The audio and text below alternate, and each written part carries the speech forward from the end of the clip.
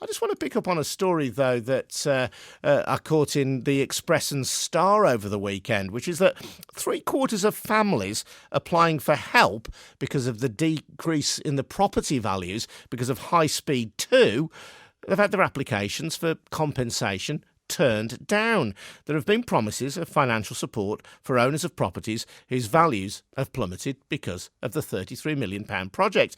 But 299 of the 455 applications made by families living near the first stage of the line have been rejected. Let's speak to Richard Houghton from the HS2 Action Alliance. Hello, Richard. How are you? Hi, I'm very well, Adrian. So let's be clear, Richard. There are some people who live in very close proximity to the line who will automatically gain compensation for the loss of their homes, and they'll get a 10% bonus on top, if you like, to help with movement. This is the people who don't live quite close enough to qualify for that. It's slightly different at the moment. The scheme you just outlined is yet to come into place. There's only one scheme, which is the one that 65% have been rejected to, which is exceptional hardship, because you may remember the government consulted on the compensation scheme last year, but was proven to be unlawful in court, so they're having to rerun that compensation consultation, and that's happening in the next month or so. So at the moment, if you're near the line and you're blighted, you're just stuck with the exceptional hardship scheme.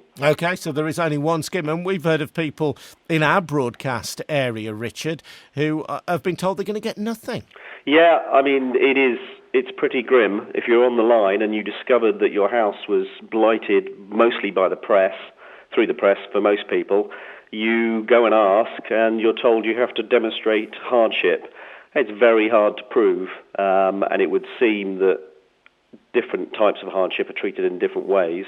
One of the applicants had to prove he didn't have an ISA. You imagine trying to prove you don't have something. What do you mean, an ISA as in an investment? Yeah, because he was. What's that got to do with anything? Well, because they're proving that if one of your claims is you're in financial difficulty, in this case the man's business was failing, he wanted to sell his house to protect, to keep the business going, and they said, well, you've got other funds. And he said, no, I haven't. And they said, you have to prove you've got an ISA.